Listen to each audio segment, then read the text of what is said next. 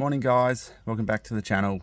Been a little bit quiet lately, changed jobs, and yeah, hence the name change of the channel, Real Auto Solutions. So just a very quick one. I'm gonna show you how to reset the service on a Mitsubishi. I better get the key for it. This one in particular, Mitsubishi ASX, and yeah, just got the routine maintenance required on the dash. And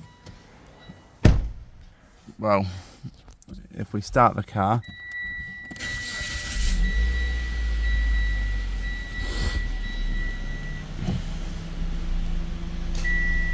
routine maintenance required. Obviously that's part of the service that we need to reset that. And on Mitsubishis, they're a little bit different, so that's essentially telling you the service is due, and you want to press the start button once to accessories. If you have a key model Mitsubishi, turn it to position 1. Then over here on your info button, you essentially want to cycle through onto this screen, but I'll show you what it looks like. So we'll go through, and then there you go. So three presses if you need to get back onto the screen. You hold the button down till it flashes, and you press the button once. So that's cleared and that's reset.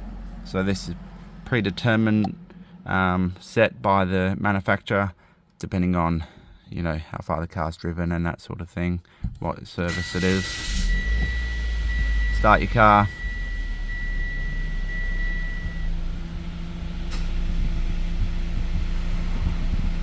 And that's all done. So that makes it nice and easy. And yep, again, Mitsubishi service reset. They're all the same. Like God, going back years and years. I think this is a late 2018 model ASX, and even the newer ones.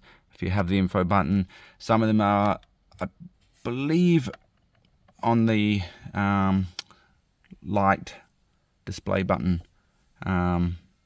If it doesn't have the info button, but the key is be on position 1. If you have it on accessories, it will not work. You need it on position 1 where your radio turns on.